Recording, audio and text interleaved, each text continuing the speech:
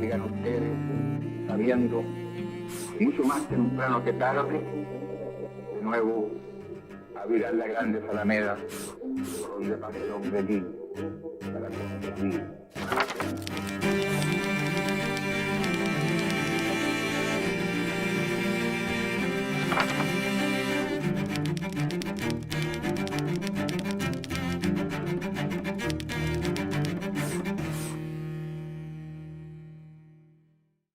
Hola, bienvenidos a un nuevo capítulo de Intelectuales 11 Miradas del 11 de septiembre.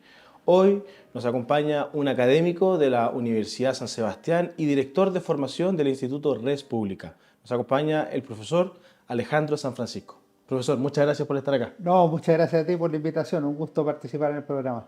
Profesor, 50 años del golpe de Estado. ¿Cuál es la reflexión que usted hace a 50 años de uno de los hechos más importantes para la historia política de Chile? Yo creo que hay dos reflexiones relevantes. Una, desde el punto de vista historiográfico, yo creo que sigue siendo un tema particularmente interesante, atractivo, lleno de posibilidades para los investigadores, para los historiadores, y en ese sentido es una mina de oro, por decirlo, desde el punto de vista de la investigación. Pero por otro lado, yo creo que hay una reflexión social también que tiene que ver cómo en distintos momentos de la historia, en 1829, 1891, 1924, 25 y 1973, la sociedad chilena no pudo resolver el conflicto político, también social, de una manera pacífica, de una manera sana, institucional, sino que se llegó a la guerra civil en el caso del siglo XIX, a los golpes de Estado en el siglo XX. Entonces hay un aprendizaje ahí de la importancia que tiene el respeto a las instituciones, al Estado de Derecho, a las normas del funcionamiento democrático, al cuidado de lo que debe ser un orden institucional que permita a las personas su mayor desarrollo material y espiritual. Y desde esa reflexión más social, el tema de la polarización, ¿usted lo ve distinto, por ejemplo, compararlo con la conmemoración de los 40 años? ¿Hoy día ve a la sociedad chilena un poco más polarizada? Yo creo que son más o menos los mismos niveles. La situación es muy distinta históricamente. Lo que marcaba el 2013 era la llegada por primera vez de la derecha al gobierno, el 2010. Lo que marca este 2023 es la revolución de octubre de 2019 y la llegada del presidente Gabriel Boric a la moneda. Entonces son dos escenarios que son esencialmente diferentes, y en ese sentido me parece a mí que la polarización que ha experimentado Chile en los últimos 3 o 4 años es mucho más visible, más presente, pero no tiene que ver con el 11 de septiembre de 1973, sino que tiene que ver con la Revolución de Octubre, con el proceso constituyente que se ha desarrollado en el país, con cosas por el estilo. Con respecto a los meses previos y en particular al gobierno del presidente Allende, en el contexto internacional de Guerra Fría, ¿cuánto influyó la Revolución Cubana en el gobierno del presidente Allende? Yo creo que la Revolución Cubana fue muy influyente, al menos en 3 sentidos. En primer lugar, porque genera una verdadera emoción revolucionaria en todo el continente latinoamericano. O sea, existe la tentación, el interés de copiar lo que ha ocurrido en Cuba como un nuevo modelo de construcción de sociedad a pocas millas de los Estados Unidos. Y en ese sentido la revolución representó lo que Pablo Neruda llamó el hemisferio oscuro que esperaba por fin una victoria verdadera, en su libro Canción de Gesta. En segundo lugar, radicalizó la política chilena en los años siguientes. O sea, la década de 1960 hasta 1973 es una década revolucionaria. Podemos decir que Chile vivió una era de revoluciones.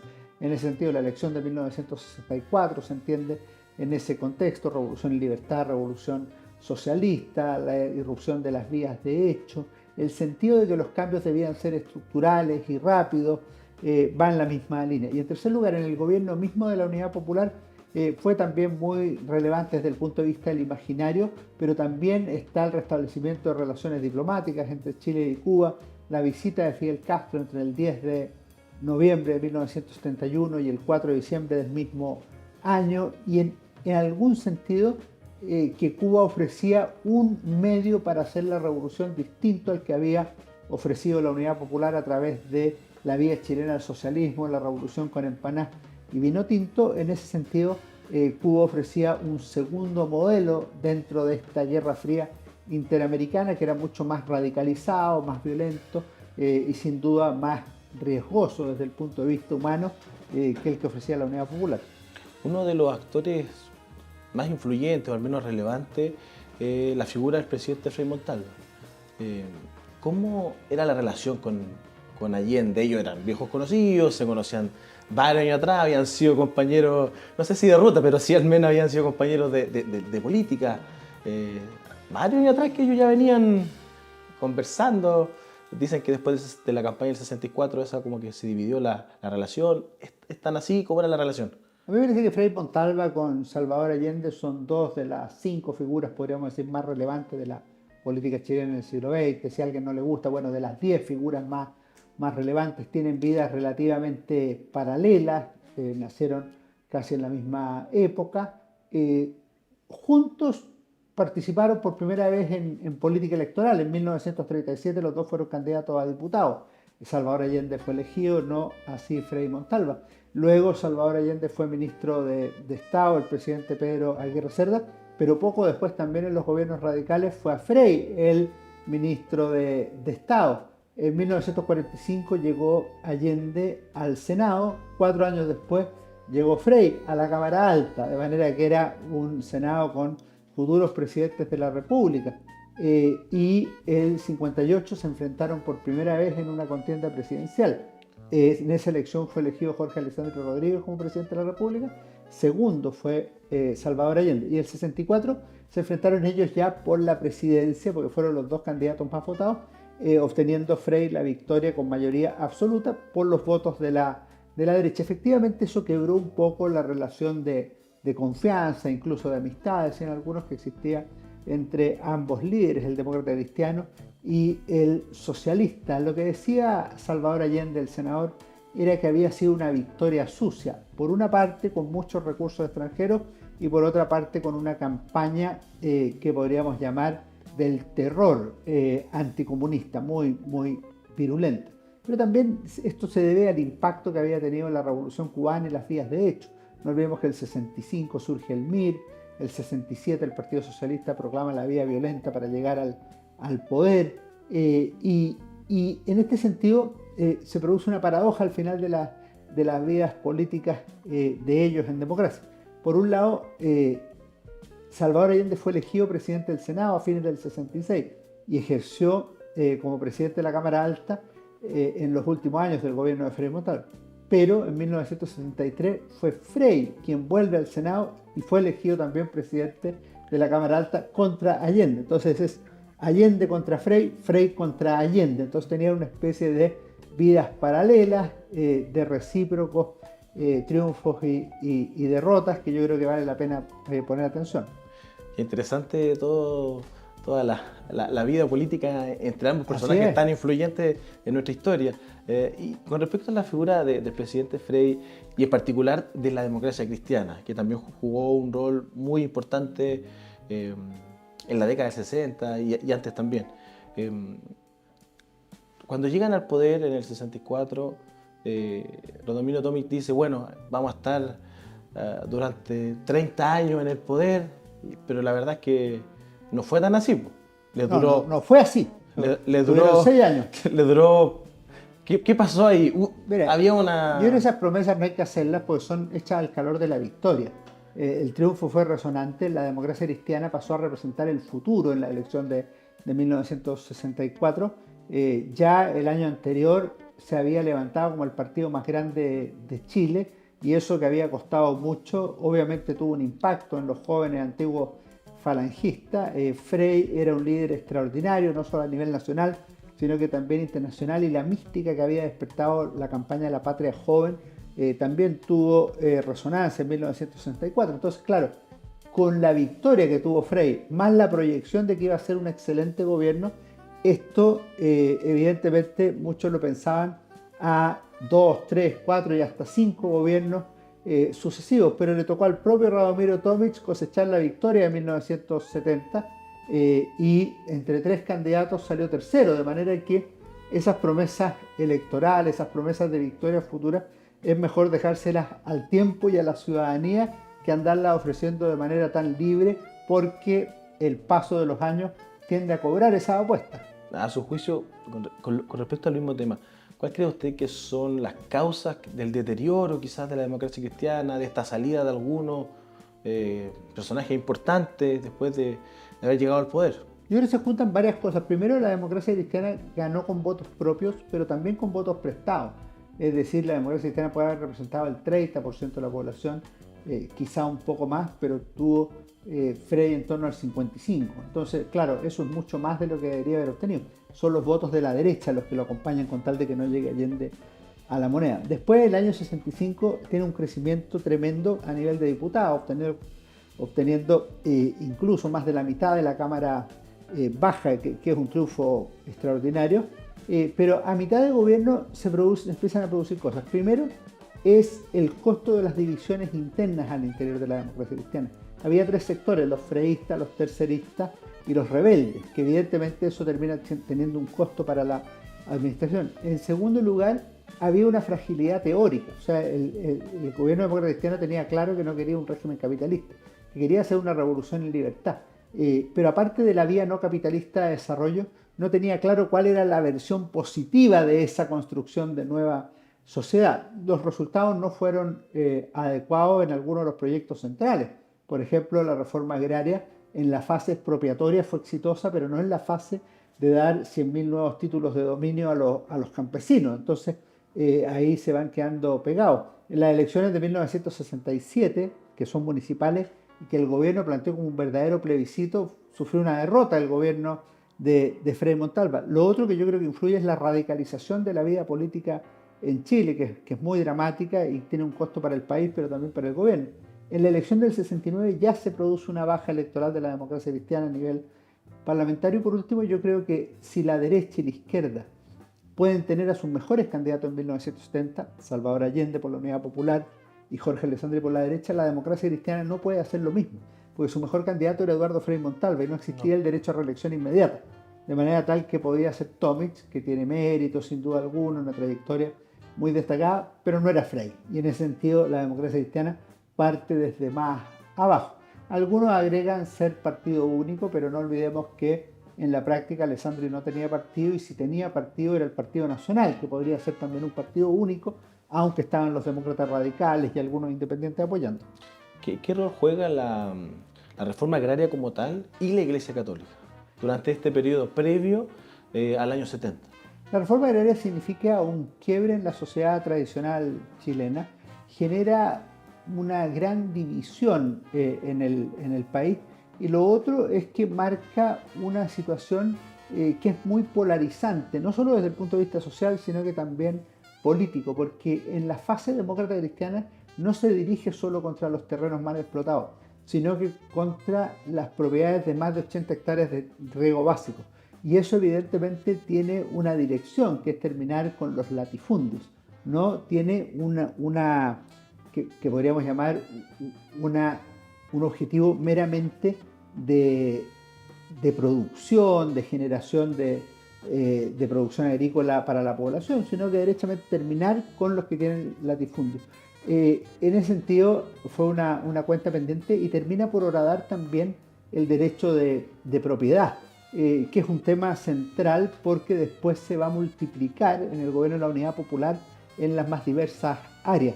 En el caso de la Iglesia Católica, desde 1962 ya se aprecia un cambio en la Iglesia, cuando fue creado cardenal el arzobispo de Santiago Raúl Silva Enríquez, que es ese año, pero también ese año se publica los documentos del episcopado de la Iglesia y el problema del campesinado chileno, el deber social y político de la hora presente, También en 1962 se inicia la reforma agraria al interior de la propia Iglesia Católica, y si mencionamos un quinto tema, por ejemplo, aparece el número especial de revista Mensaje, La Revolución en América Latina, que dice que la revolución ha llegado al continente y que se le debe apoyar o rechazar, y uno de los mensajes que hay que cristianizar la revolución, de manera que hay un cambio grande en la Iglesia Católica. Además, a nivel mundial se comienza a desarrollar el Concilio Vaticano II, que algunos leen en una clave que no está en el concilio, pero que unos cuantos interpretan como parte del espíritu del concilio, que es el diálogo cristiano-marxista, el paso del anatema al diálogo, como resumió un intelectual.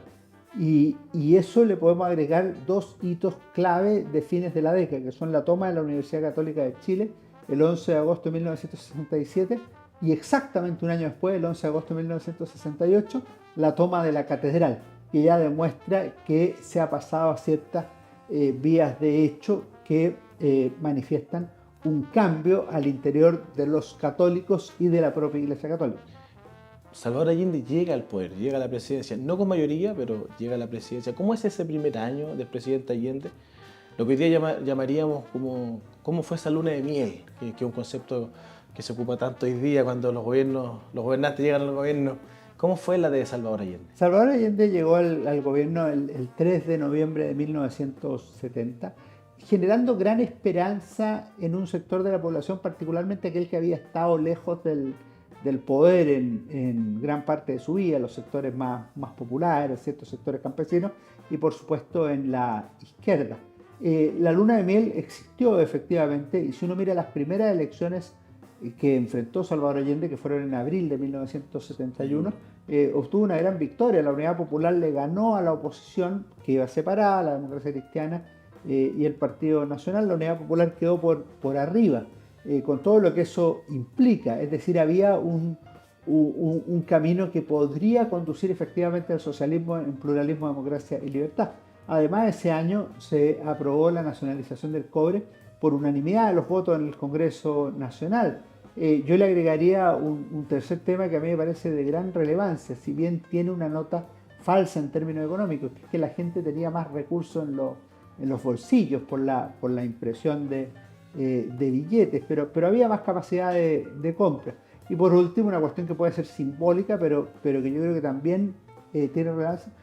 Pablo Neruda obtuvo el Premio Nobel de Literatura, entonces el poeta comunista, amigo del presidente Salvador Allende, obtiene el máximo galardón de la literatura universal.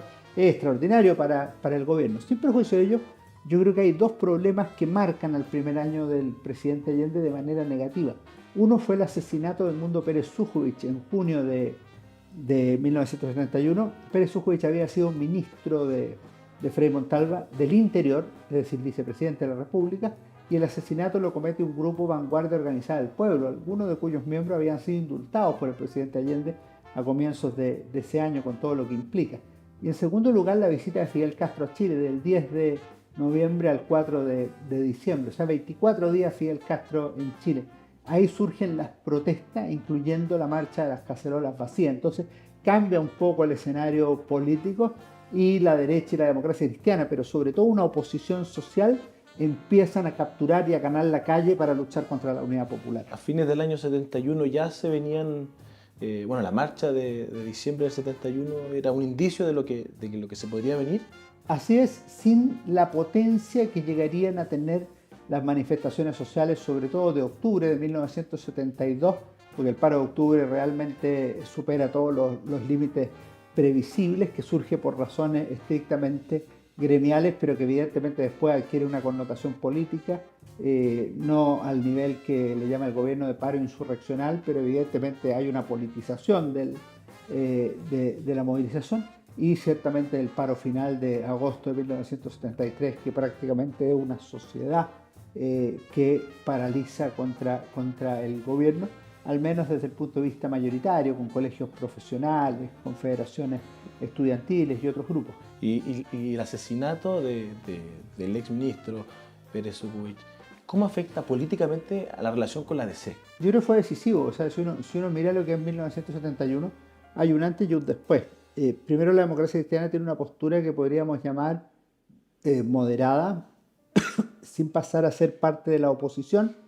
Cuando se produce el asesinato de Edmundo Pérez Sujuich, son alienados los sectores de la democracia cristiana respecto de la unidad popular, y se advierte que a Edmundo Pérez Sujuich lo que lo había matado no fueron las balas de los asesinos, sino que el clima de odio previo. Lo resumió muy bien Eduardo Frei Montalva, refiriéndose al hecho.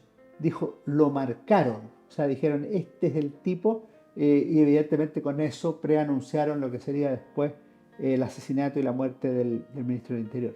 Fue una luna de miel que sin duda el año 71 era mucha fiesta, jolgorio, pero el año 72 y en octubre especialmente, ¿cómo pasamos de la fiesta, al jolgorio, al desabastecimiento y al paro de camioneros? Yo creo que en parte están relacionados. Si tú miras el 71, es un año que termina con números positivos. Hay menos cesantía, hay menos inflación y hay aumento del producto.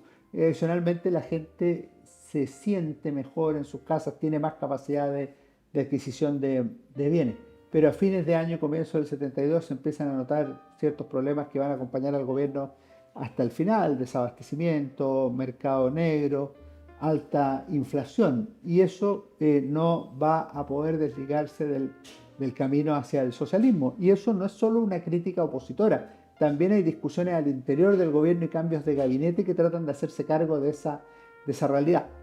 Adicionalmente, en 1972 hay una lucha de fuerzas. Así como en el 71 uno podría decir que la derecha estaba anonadada y la democracia cristiana estaba en una situación expectante, en 1972 ya hay una lucha, e incluso la oposición se presenta unida a ciertas elecciones que se llaman elecciones complementarias para renovar ciertos cargos de senador o diputado, en que el Partido Nacional apoya a la democracia cristiana y la democracia cristiana apoya a un candidato del Partido Nacional, por ejemplo. Y si tú le sumas un aspecto político relevante, en agosto de ese año, la oposición, los partidos más importantes, incluyendo el Nacional, liderado por Sergio Nofre Jarpa, y el Demócrata Cristiano, que encabezaba Renán Fuentealba, hacen una declaración en el sentido de que el gobierno está marchando hacia una dictadura totalitaria. O sea, ya se ve una cuestión que es mucho más de fondo a tener una oposición política.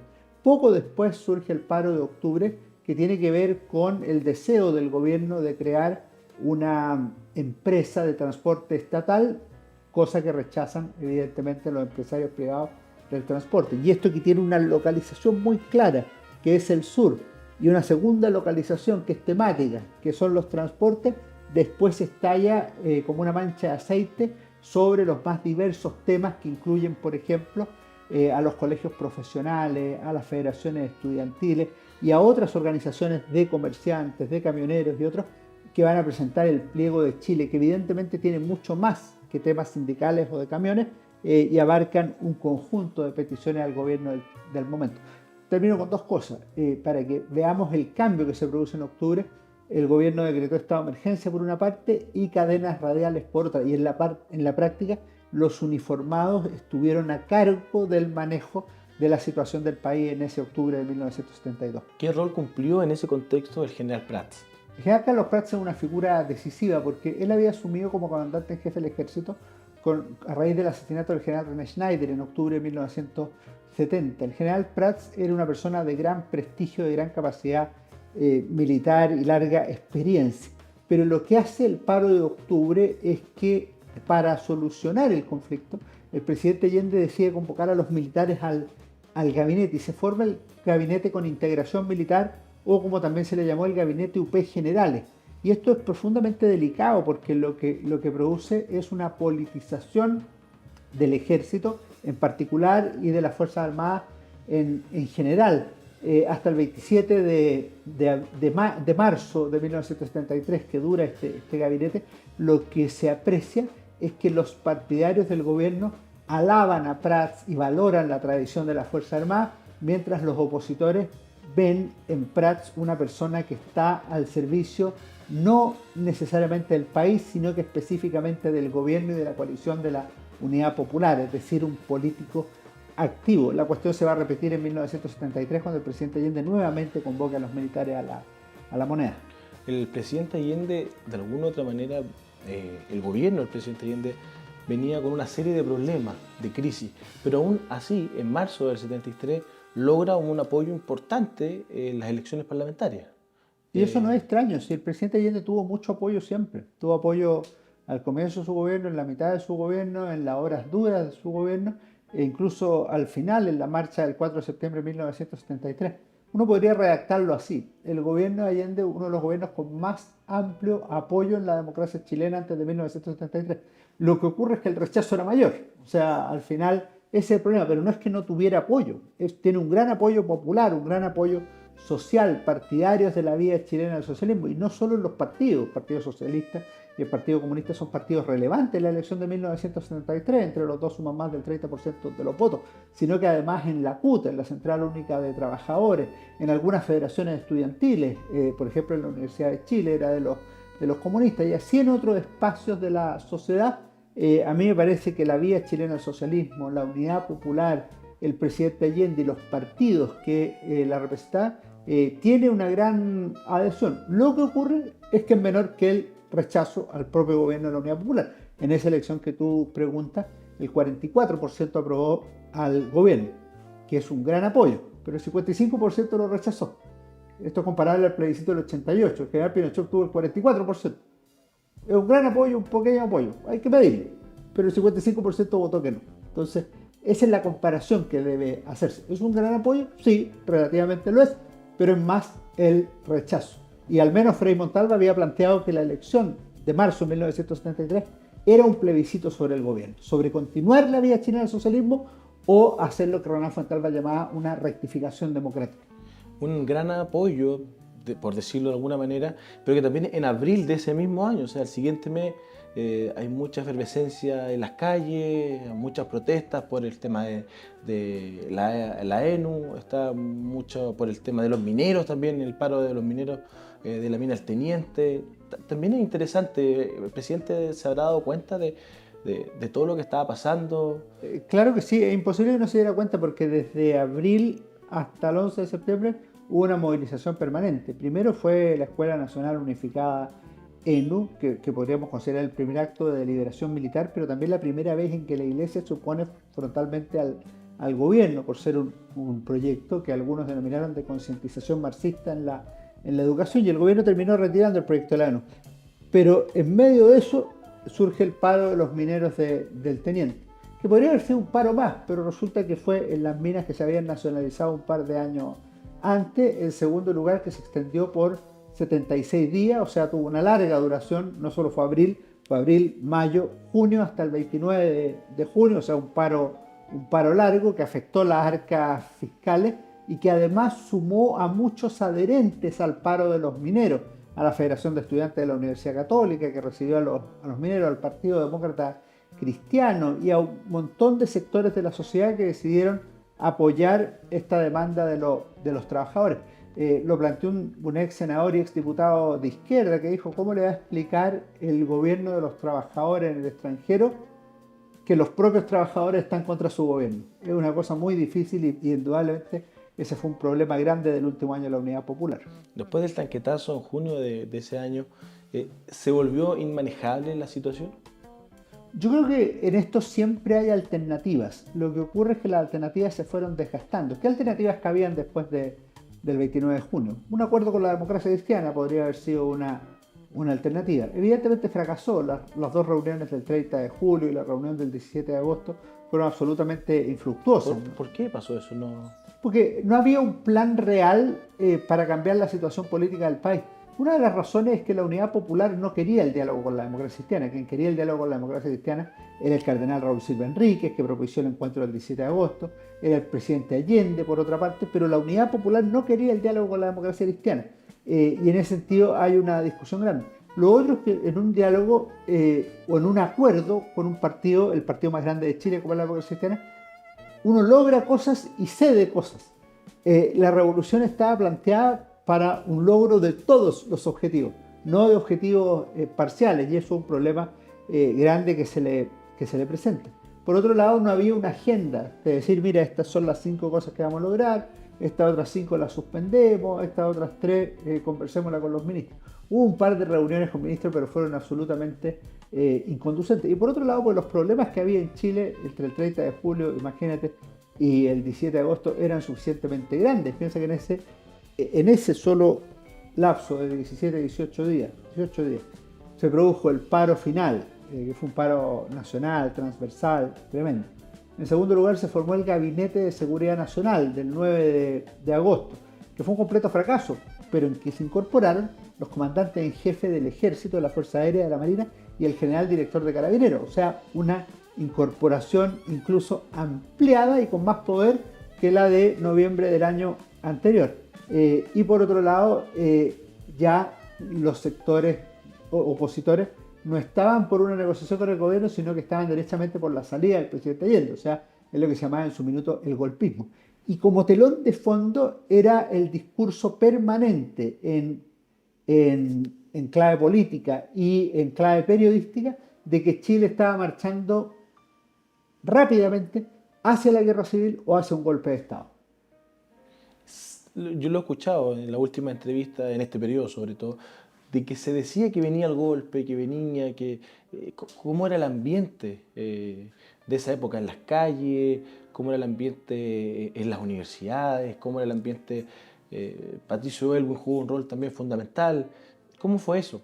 Hay varias cosas en el ambiente. Primero, hay un país paralizado, o sea, no es un país que esté funcionando normalmente en términos de producción, de clases, como dices tú en las universidades o de otras cosas. Es un país semi paralizado. Es una de las cosas que le dice Patricio Aylwin al presidente Allende el 17 de agosto. Le dice, en Chile no trabaja nadie.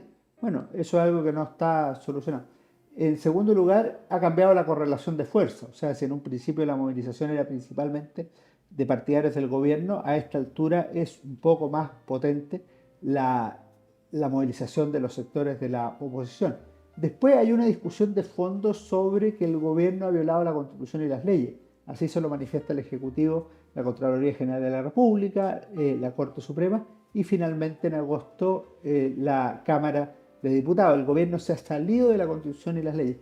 Comienzan los llamados a las Fuerzas Armadas para que resuelvan el conflicto, o sea, ya no solo para que se metan en ciertos cargos ministeriales, sino derechamente para que se tomen el poder. Lo dicen algunas personas en discurso incluso en el Congreso Nacional, pero en Chile ya se comienza a hablar no solo de dictadura del proletariado, sino que también de dictadura castrense contra el gobierno de la época. Entonces hay una serie de factores que han modificado el mapa político de Chile hacia junio, julio, agosto de 1973. Además de la democracia del 11 de septiembre de 1973, ¿qué perdieron los chilenos? ¿Qué perdimos los chilenos? Primero se perdió una cuestión clave. Es un prestigio internacional de ser un país capaz de resolver los conflictos en forma pacífica. En esto no hay que exagerar, porque el excepcionalismo chileno que a veces se describe es exagerado. Lo dijo el presidente Allende en las Naciones Unidas. Pero en parte es real, es decir, hay una continuidad institucional de Chile que es superior a la de otros países de América Latina e incluso de Europa. Eso se corta de raíz el 11 de septiembre de 1973 y eso es muy tremendo. Y lo segundo, yo creo que si uno lo mira a 50 años de la época, uno ve que las grandes transformaciones últimas que se hicieron en Chile, de constitución política del Estado, de formación de un nuevo orden económico social, se hicieron en un contexto de dictadura o de gobierno autoritario. Y eso evidentemente genera una discusión que persevera en el tiempo y que resurge cada ciertos años porque tiene ese vicio de ilegitimidad que algunos le acusan y que tiene sentido precisamente por no haberse resuelto durante un régimen democrático. Profesor, muchas gracias por estas reflexiones. Muchas gracias a ti por la invitación y con el mayor gusto. Y a todos ustedes los dejamos invitados para el próximo capítulo de Intelectuales 11 Miradas del 11 de septiembre. Que estén muy bien.